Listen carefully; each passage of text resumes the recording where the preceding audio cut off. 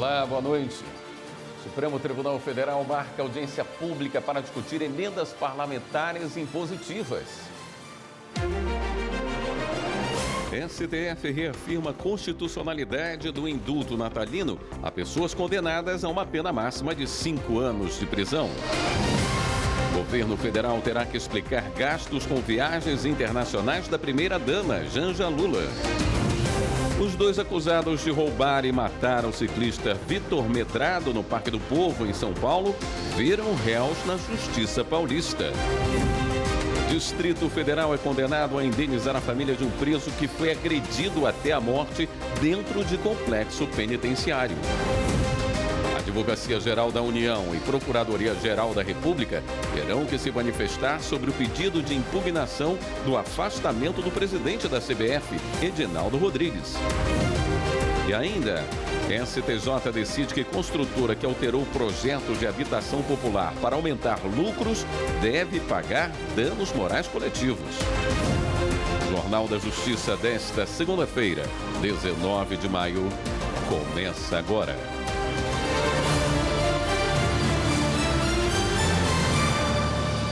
A primeira turma do STF analisa nesta terça-feira a denúncia da Procuradoria-Geral da República contra o chamado Núcleo 3 dos acusados de participação na tentativa de golpe de Estado.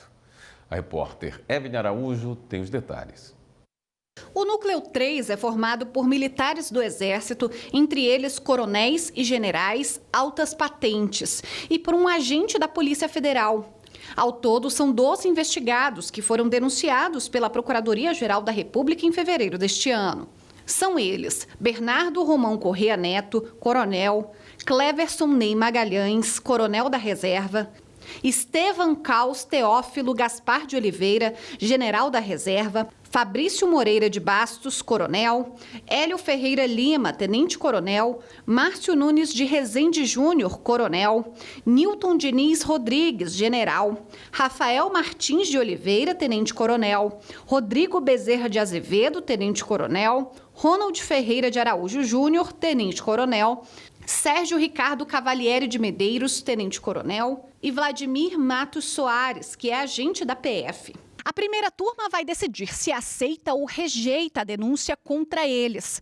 Segundo a PGR, no Núcleo 3 estão os investigados que teriam atuado para tentar convencer o alto escalão do Exército a aderir ao plano golpista e teriam monitorado autoridades. Na denúncia, o procurador-geral escreveu que as ações coercitivas foram executadas por membros das forças de segurança pública que se alinharam ao plano antidemocrático.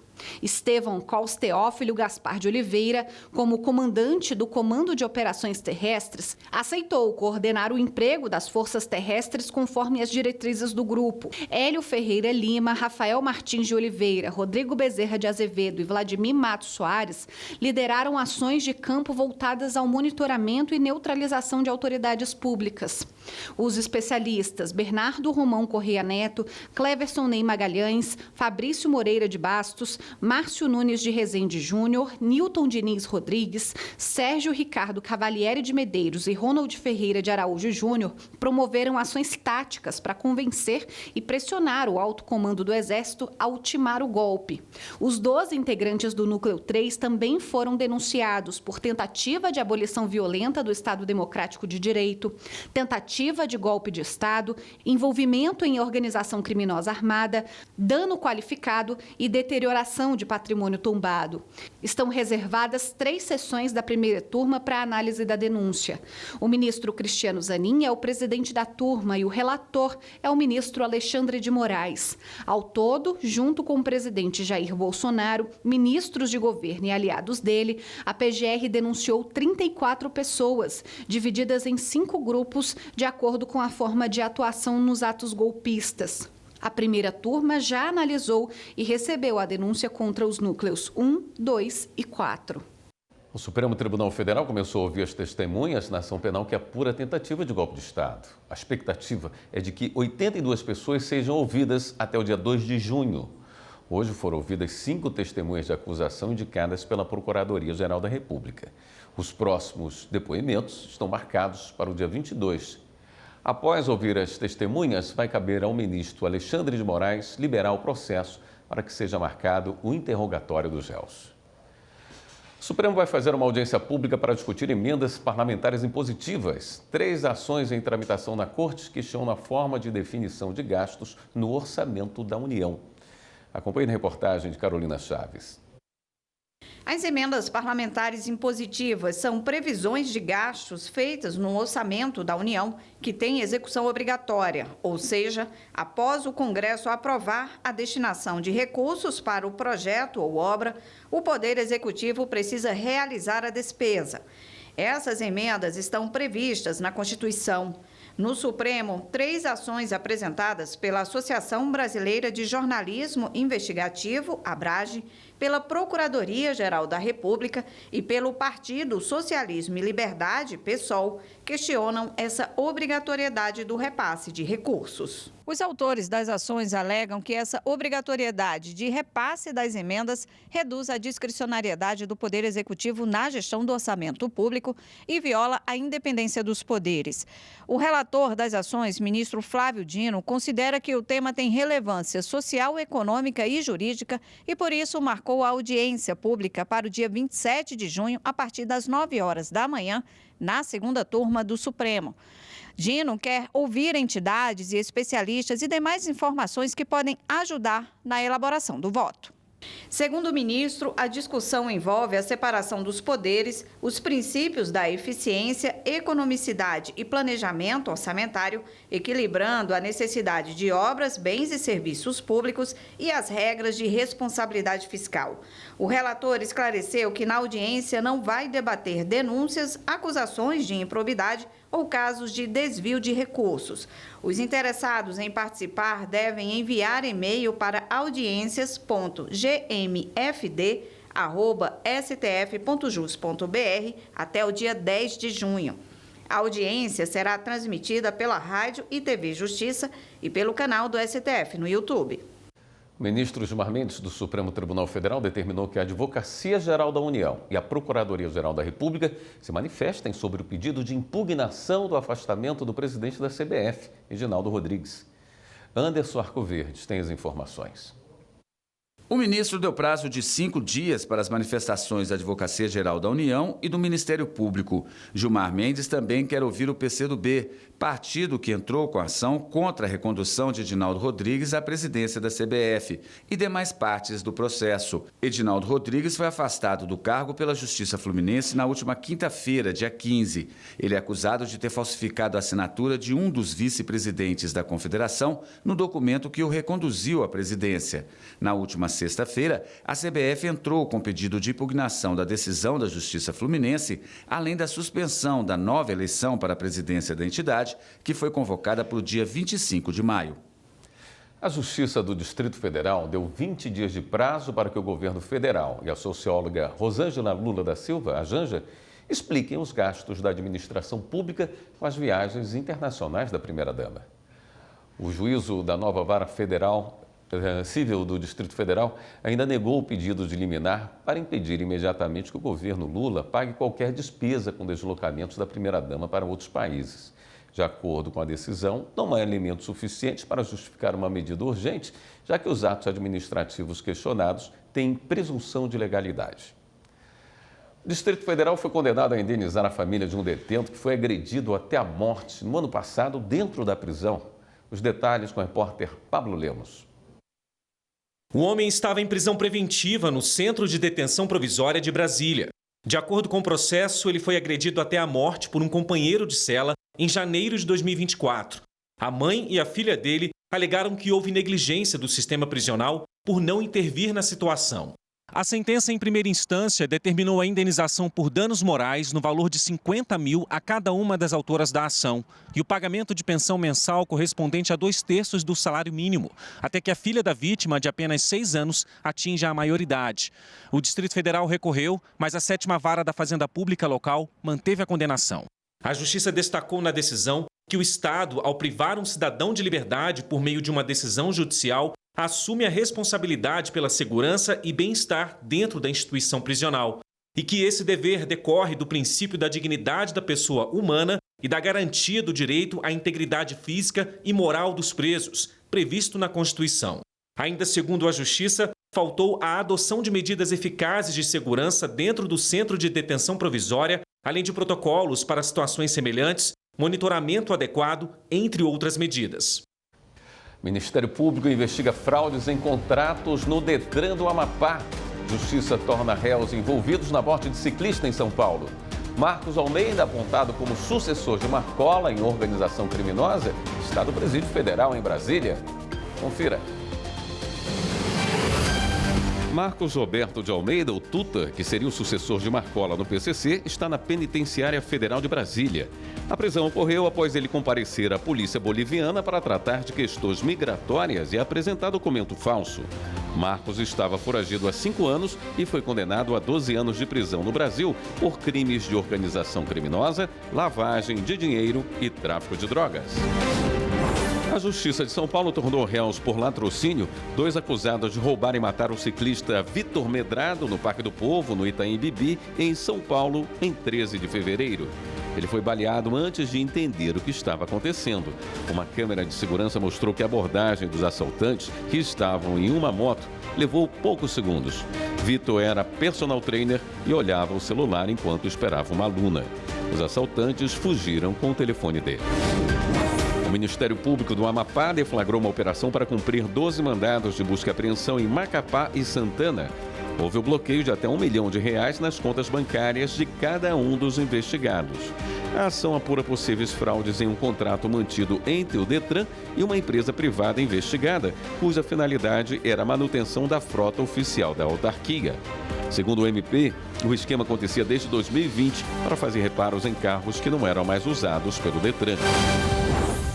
O Grupo de Atuação Especializada do Desporto e Defesa do Torcedor do Ministério Público do Rio de Janeiro denunciou à Justiça o torcedor chileno que fez gestos racistas durante o jogo entre Fluminense e União Espanhola na quarta-feira da semana passada do Maracanã pela Copa Sul-Americana. Baltazar Martim Lopes responderá pelo crime de racismo. Ele foi preso em flagrante no mesmo dia e o MP requeriu a manutenção da prisão preventiva dele e a proibição de frequentar eventos esportivos por 3 anos. A Justiça de São Paulo condenou um canil a pagar R$50 mil por maus tratos a 1.700 cães. O estabelecimento fica em Piedade, a 100 quilômetros da capital paulista. Rocine Gomes. Segundo a denúncia, os animais viviam em ambientes pequenos, insalubres e superlotados. Eles também não tinham assistência veterinária e usavam remédios vencidos. Em primeiro grau, a juíza rejeitou os pedidos pelo fato de as irregularidades fazerem referência a fatos passados e porque na época da sentença o canil operava com alvarás e laudos regulares. Mas o Tribunal de Justiça de São Paulo reverteu a sentença. A corte reconheceu que, embora o canil tenha regularizado a situação, ficou comprovado que em algum momento houve a prática reiterada de maus tratos aos cães. Por isso, fixou indenização em R$50 mil por dano moral coletivo. O valor será destinado ao FID, o Fundo de Interesses Difusos. O Banco do Brasil vai ter de reintegrar um profissional ao emprego por não ter apresentado prova de um suposto desvio cometido por ele. A instituição financeira queria apenas pagar as verbas rescisórias, mas o Tribunal Superior do Trabalho entendeu que a demissão por justa causa foi inválida. Samanta Flor. O empregado atuava como caixa em uma agência do Banco do Brasil e foi dispensado por justa causa, acusado de improbidade. Segundo o relatório interno, ele teria se envolvido no desvio de cerca de R$100 mil. O banco entendeu que a versão apresentada pelo trabalhador para justificar o desaparecimento do dinheiro não batia com as imagens do circuito interno de TV. Na ação trabalhista, o bancário negou qualquer envolvimento com o furto e disse que outras pessoas também tinham acesso à Casa Forte. Afirmou ainda que a bolsa dele foi revistada na saída do estabelecimento e que nada foi encontrado. Em primeira instância, a justa causa foi mantida, mas o TRT da 9ª Região no Paraná entendeu que não havia provas suficientes do suposto envolvimento do bancário. Por isso, determinou a reintegração ao emprego, além do pagamento de indenização de R$100 mil. O banco recorreu ao TST, afirmou que à época não havia obrigação legal de motivar a dispensa, por isso deveria apenas pagar as parcelas devidas, sem necessidade de reintegrar o empregado. Mas a relatora na seção 2 de dissídios individuais, ministra Liana Schaibe, considerou que a dispensa foi claramente motivada, o que torna a teoria dos motivos determinantes aplicável ao caso. Como houve essa motivação expressa e declarado que esses motivos são insubsistentes em razão da dispensa por justa causa, o ato, em razão da teoria dos motivos determinantes, perde o seu amparo legal. Por decisão unânime, a SDI 2 manteve a reintegração do empregado. Não cabe mais recurso. O Tribunal Regional Federal da 6ª Região manteve a condenação do INSS e do Banco Bradesco por empréstimo consignado fraudulento. Na decisão, a Justiça Federal reafirmou o dever da Previdência Social de verificar a autorização do contratante antes de fazer qualquer desconto em benefícios. Evelyn Araújo. No processo, a aposentada disse que identificou descontos mensais no benefício previdenciário dela. Os valores seriam decorrentes de um empréstimo que ela não reconhecia ter assinado. Em primeiro grau, a Justiça Federal declarou a nulidade do contrato. Tanto o INSS quanto o Banco Bradesco foram condenados a devolver os valores descontados e ao pagamento de indenização de R$ 8.000 por danos morais. O Instituto Nacional do Seguro Social recorreu da decisão. O INSS alegou que somente realiza os descontos em folha com base na autorização do segurado. Afirmou também que não possui vínculo direto com a contratação e que os atos administrativos foram lícitos. O argumento, no entanto, não foi aceito pelo Tribunal Regional Federal da 6ª Região. O relator do caso no TRF6 reconheceu a responsabilidade objetiva do INSS pela omissão na verificação. Segundo a decisão, além de efetuar o repasse dos valores, cabe à Previdência Social verificar a existência de anuência expressa do beneficiário. Além disso, ficou provado que o contrato questionado não foi apresentado à Justiça mesmo após pedido da aposentada, o que configurou falha na fiscalização por parte do INSS quanto à regularidade da contratação e evidenciou a negligência da autarquia. O TRT daqui da região da Bahia será o primeiro regional trabalhista do país a usar a câmera 360 graus que permite maior qualidade de som e áudio nas audiências. A tecnologia, atualmente em fase de teste, estará em todas as varas do trabalho de Salvador. As informações com Carolina Vasco. Trazer mais qualidade para as audiências híbridas e telepresenciais. Esta câmera pequena, com 2 lentes olho de peixe, alta resolução de imagem e áudio e inteligência artificial permite isso. O TRT da Bahia é o primeiro tribunal do trabalho do país a ter essa tecnologia. A diferença é enorme para as câmeras que a gente tinha que ficar enquadrando a parte, vendo se estava pegando direito, se não estava pegando. Algumas o áudio funcionava bem, outras não. Essa câmera não. Essa câmera, qualquer pessoa que fala, até o movimento da pessoa, ela já foca na pessoa e consegue captar um áudio muito melhor do que o que a gente via na anterior. Tinha que estar fazendo muito ajuste, né? E tinha que estar mudando a testemunha de lugar, às vezes a parte. Na verdade, eu estou falando mais da realidade da gente aqui. Então, a câmera ela tinha um alcance pequeno de som. Então, a gente trazia sempre a parte para perto. Essa câmera ela tem um alcance ótimo. Ela consegue pegar todas as reações, né, ao mesmo tempo. Movimento, não é só áudio. A câmera 360 está fazendo rodízio pelas varas do trabalho. A 27ª fez a solicitação para participar dessa fase de testes. A ideia é que esse equipamento seja instalado em todo o primeiro grau da nova sede, a ser inaugurada até o final de junho. A dinâmica de trabalho é cada dia mais dependente das tecnologias e trazer essa tecnologia avançada, de ter uma visão, dar ao juiz e aos participantes da audiência uma visão panorâmica do que está acontecendo, da conduta, da atitude de todas as pessoas, é fundamental também para a rigidez, para a correção daquele ato que está sendo praticado ali. Acho que essas tecnologias chegaram para auxiliar e viabilizam muito o funcionamento de uma audiência, né? Essa câmera nova eu tive a oportunidade de conhecer hoje e achei muito funcional. Para este advogado, o benefício maior é para quem está do outro lado da tela. Vai nos ajudar muito, os advogados, as partes que estão em casa, né? A tecnologia vem justamente para nos auxiliar, né, em todos esses contextos, e como a gente está passando por esse processo de transição, né, do que a gente chama do virtual, do home office, então tudo isso ajuda. Eu mesmo daqui a pouco tenho audiência virtual, daqui a pouco eu preciso estar, né, bem equipado para poder fazer essa audiência. Eu acho muito bem-vinda, né? Primeiro para dar mais transparência para quem não está no ambiente presencial, e a tecnologia é sempre bem-vinda para poder agilizar todos os processos, redução de custo, né? Porque é o que a gente precisa hoje, ter processos mais ágeis, né? Para poder diminuir a sobrecarga, né? Então, vemos com muita simpatia, é muito interessante o uso da tecnologia quando ela beneficia o nosso trabalho.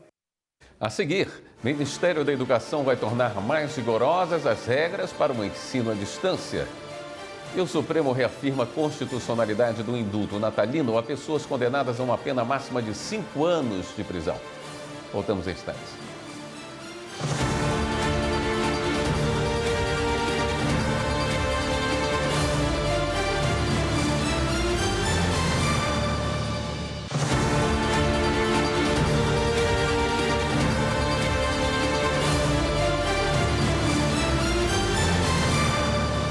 O Supremo Tribunal Federal reafirma a constitucionalidade do indulto natalino a pessoas condenadas a uma pena máxima de 5 anos de prisão.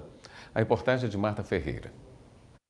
A análise era de um recurso do Ministério Público do Distrito Federal, que questionava a decisão do Tribunal de Justiça do DF, que manteve o indulto a um homem condenado a 4 anos e 4 meses de prisão.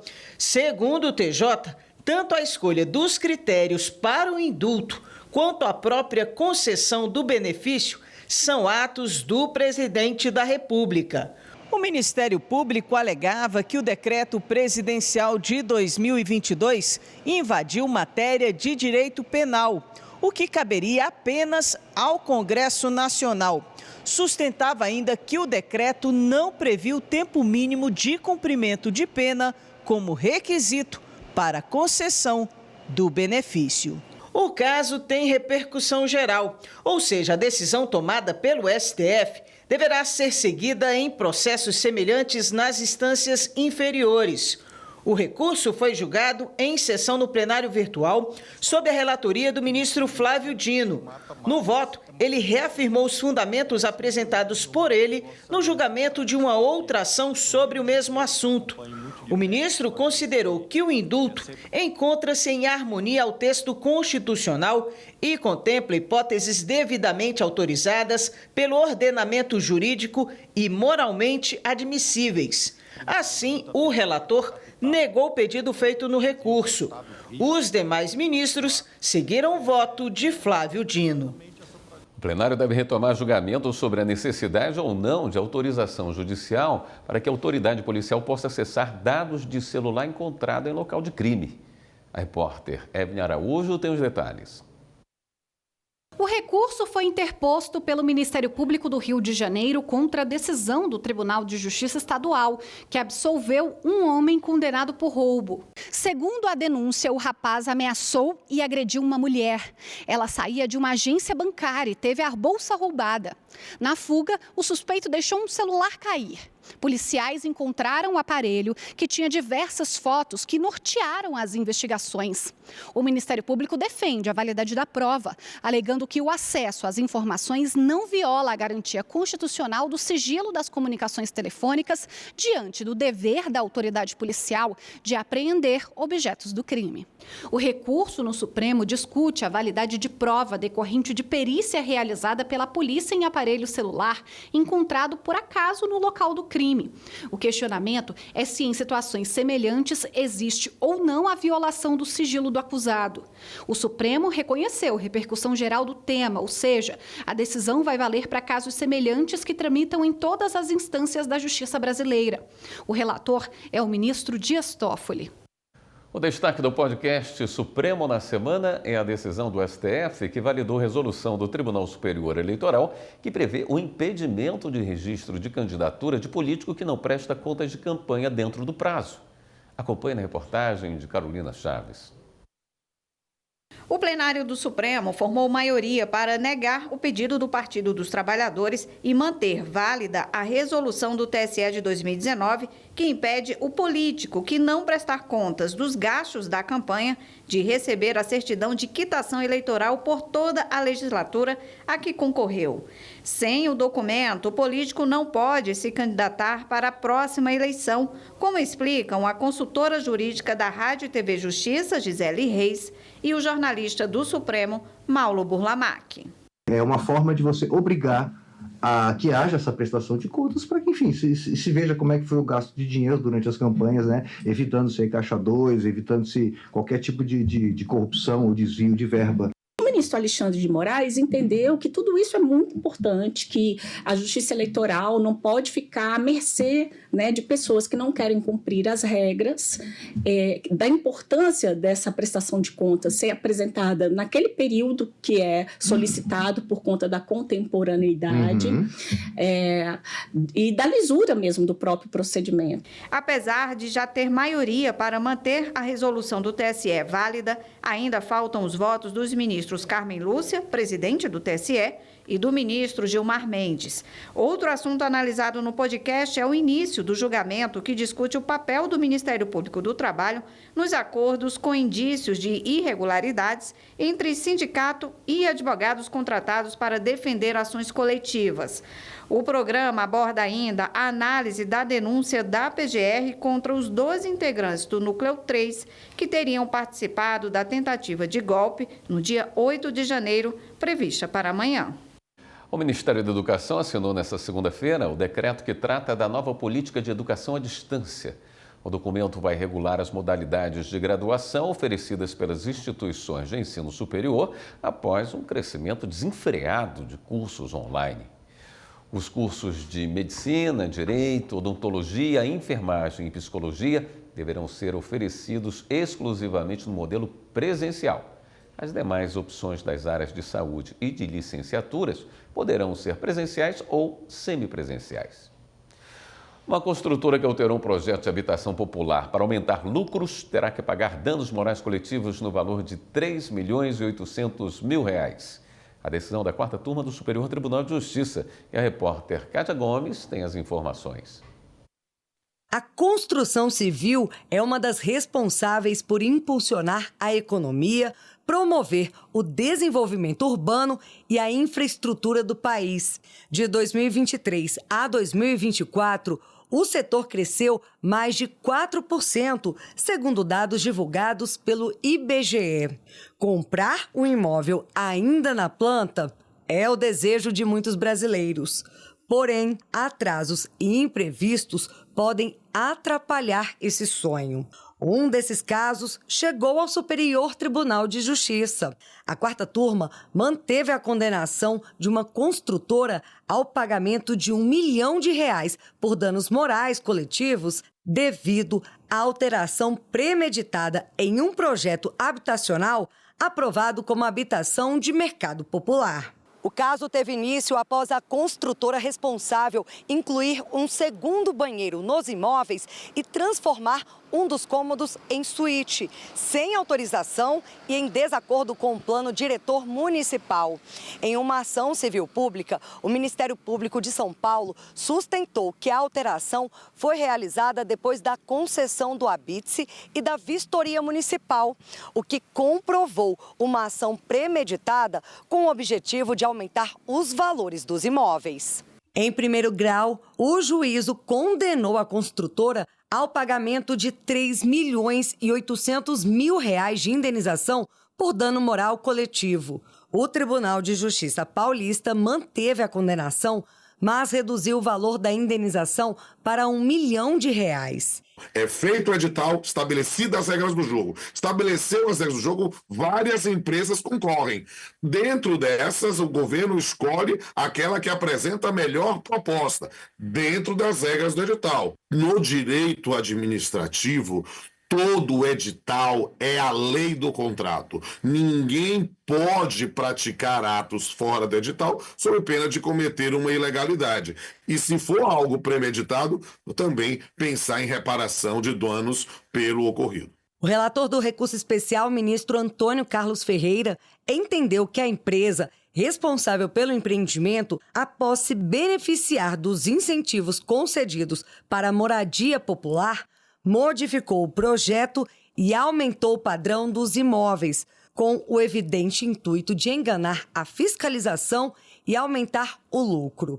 Dessa vez, o acesso da população de baixa renda à moradia foi comprometido e não alcançou a finalidade social do projeto. O ministro classificou a conduta da construtora como grave, pois pode servir de incentivo negativo a outros empreendedores. A seguir, MPF alerta para os riscos de um projeto de lei que cria normas gerais para o licenciamento ambiental no DF. E o STJ define que a anotação positiva sobre o uso de equipamento de proteção individual afasta risco para fins de aposentadoria especial. Até já.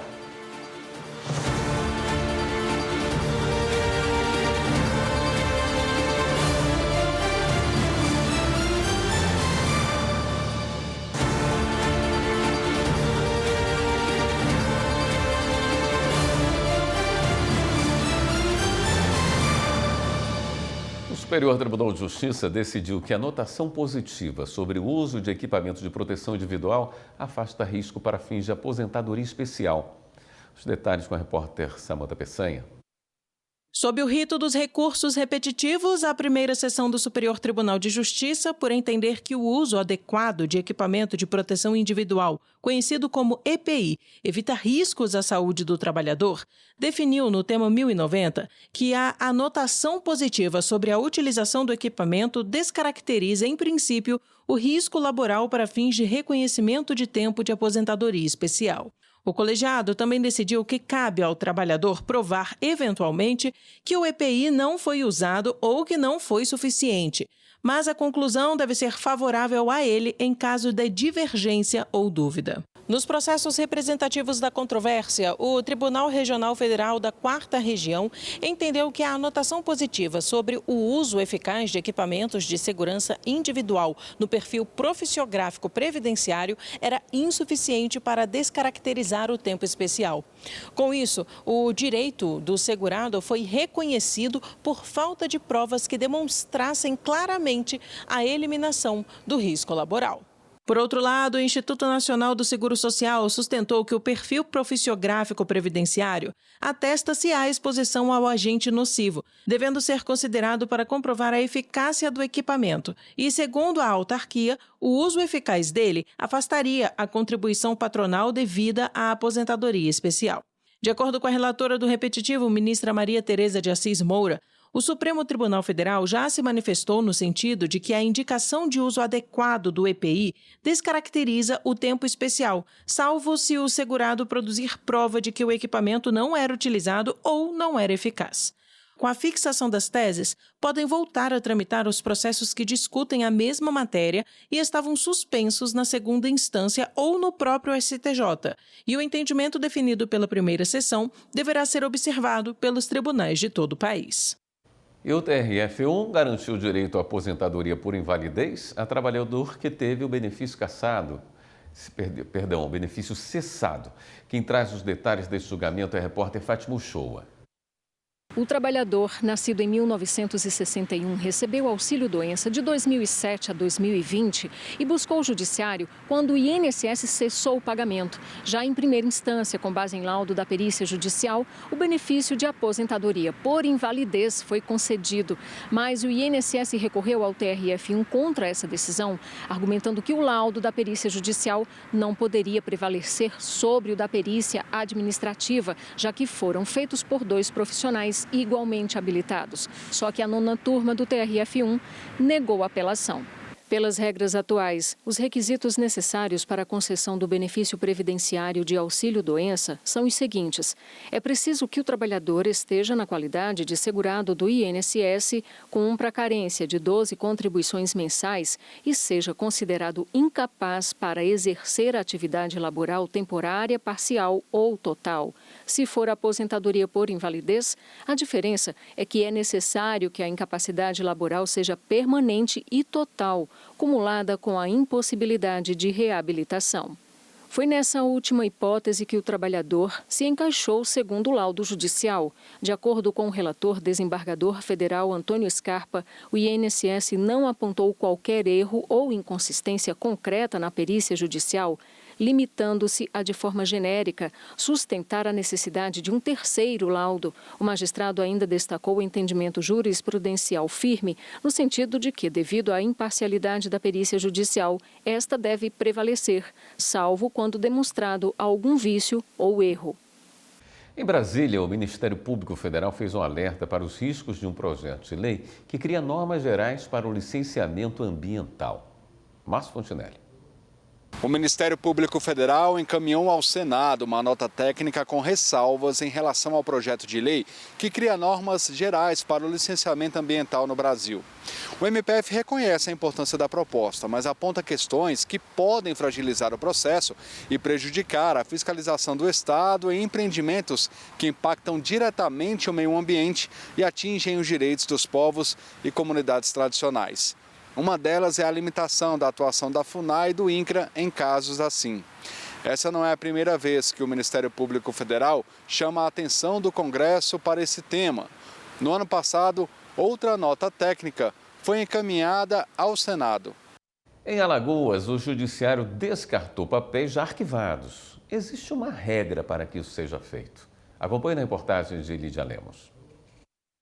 O presidente Fábio Bittencourt, acompanhado do desembargador Tutimé Zairan, participou do descarte de mais de 150 quilos de papéis oriundos do Arquivo Judiciário, processos e documentos antigos da 26ª Vara Cível da capital e da 4ª Vara Cível de Arapiraca. O que está arquivado, ele pode ser separado em duas partes. Aliás, são três partes. Uma parte que é descartável e essa parte a gente cede para uma cooperativa que transforma isso em dinheiro, enfim, para ajudar pessoas que necessitam. Uma parte que não pode ser descartada, que é a parte de direito penal, que as ações penais podem ser revistas a qualquer tempo, portanto, elas têm que ser preservadas, né? E uma parte que se transforma em história, dada a importância daquele documento. A Copilum é responsável pela trituração dos processos em uma máquina, o que garante o sigilo das informações e a reciclagem do material. São processos que passam por uma triagem, são processos que não têm importância histórica, que já passou pelo seu termo de temporalidade, de modo que já perdeu sua função jurídica e social, e ele é destinado à Copilum para que seja eliminado, descartado, atendendo todos os meios ambientais, sendo destinado à reciclagem. Durante a visita ao espaço, o chefe do Judiciário conheceu ainda as novas instalações do Arquivo Judiciário e do LACOR, onde é feita a recuperação de processos históricos da Justiça Estadual. O LACOR é muito importante, eu gostei muito de ter conhecido o espaço físico dele e acho que o pessoal está fazendo um ótimo trabalho em prol da nossa história, da história do Judiciário e da história de Alagoas. Em Paracatu, no noroeste de Minas Gerais, o museu guarda lembranças de um passado marcado pelo ouro e pela escravidão. Saiba mais na reportagem de Vera Carpes. No noroeste de Minas Gerais, às margens do rio Paracatu, nasceu uma cidade marcada pelo brilho do ouro e pela dor da escravidão. Paracatu, como a maioria das cidades mineiras, se desenvolveu com a mineração e com o trabalho de negros escravizados, que ajudaram a moldar cada canto desta cidade histórica.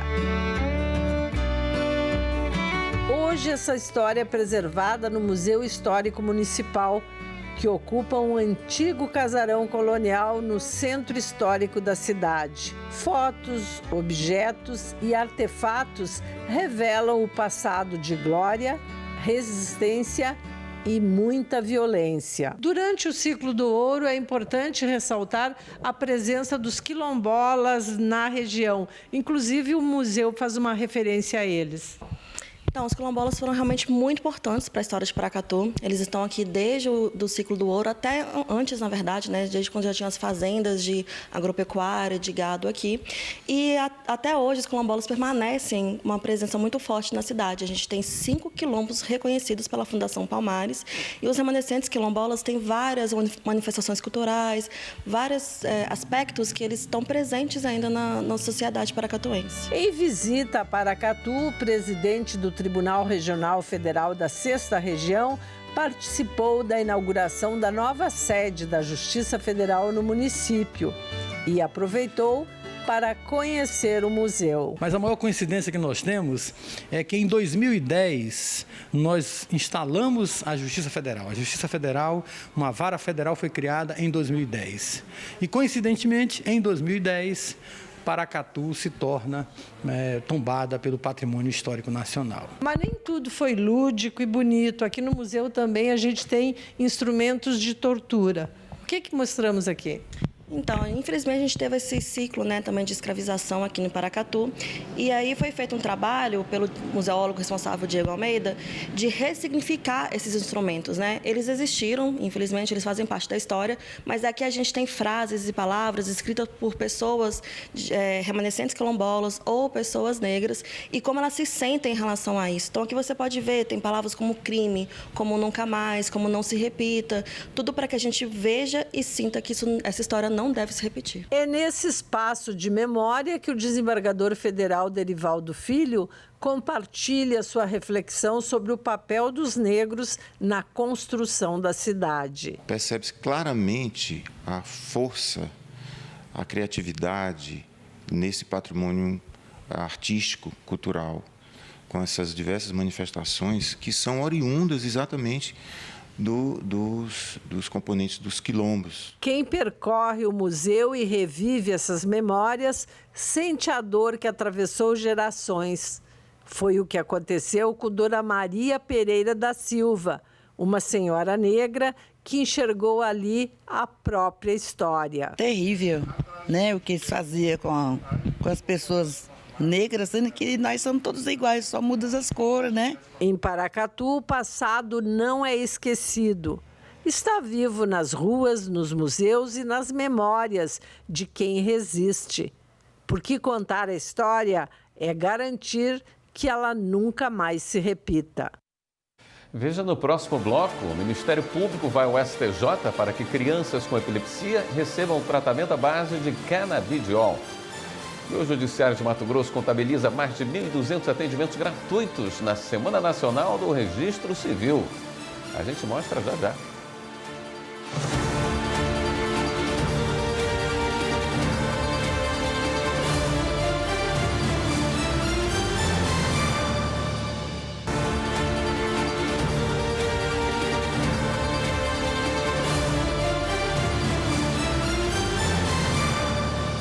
O Ministério Público Federal recorreu ao Superior Tribunal de Justiça para que crianças com epilepsia recebam tratamento à base de canabidiol. Márcio Fontinelli. Para garantir o tratamento de pessoas com epilepsia utilizando o canabidiol, o Ministério Público Federal decidiu recorrer ao Superior Tribunal de Justiça. A discussão começou no Rio Grande do Norte, com o caso de 3 crianças que sofrem com a doença. Os familiares acionaram a Justiça para que elas tivessem direito ao tratamento pelo Sistema Único de Saúde, o SUS. O tribunal negou em primeira instância e o MPF entrou no caso, afirmando a responsabilidade do poder público de oferecer o tratamento. Como o pedido foi negado, os procuradores acionaram o Tribunal Superior para que não só as crianças recebam canabidiol pelo SUS, como também qualquer pessoa que enfrenta o mesmo problema no país. Acompanhe agora como foi a Semana Nacional do Registro Civil no Paraná, que contou com a presença do vice-presidente do Supremo, o ministro Edson Fachin. O evento foi organizado pelo CNJ em parceria com os tribunais de justiça de todo o país. Quem mostra é a repórter Marília Cilim. Mais de 300 mil pessoas estão em situação de rua hoje no Brasil. A população indígena alcança o número de quase 1.700.000 pessoas. E a população carcerária já atingiu 1 milhão de indivíduos. São essas as pessoas que mais sofrem com a falta de registro civil e, por isso, são o público-alvo da campanha Registre-se. Uma ação que foi aberta em Curitiba no dia 12 de maio, com a presença de diversas autoridades que destacaram a importância do registro para a garantia dos direitos e cidadania. Nessa semana, de um modo especial, o Registre-se não é apenas um significante, não é apenas uma enunciação semântica, é, na verdade, um chamado à ação. Eis que, de fato, a ausência do registro praticamente traduz-se numa não existência. Tem mais cartórios de registro civil do que municípios no Brasil. E nós estamos aqui em 2025 ainda fazendo uma campanha que nós temos que fazer. Nós vamos fazer, vamos dar continuidade até erradicar. Nós estamos fazendo uma campanha para levar acesso à população vulnerável à documentação básica.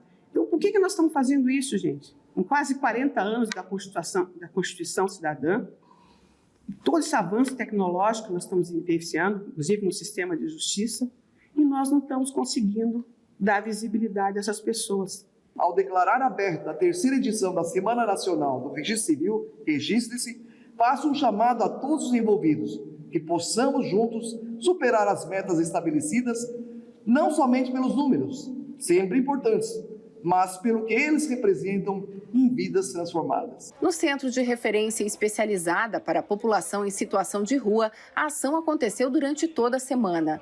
Por meio de parcerias com diversas instituições, uma série de serviços foi disponibilizada. Certidão, RG, título de eleitor, certidão de nascimento, princípio até a vaga de emprego também, consegui tudo sim. É uma ação importantíssima, é uma oportunidade quase que única do Poder Judiciário se aproximar da população mais pobre que está lá querendo sair daquela invisibilidade, né, e ser reconhecida como gente, como pessoa e ter o acesso devido até mesmo no Poder Judiciário.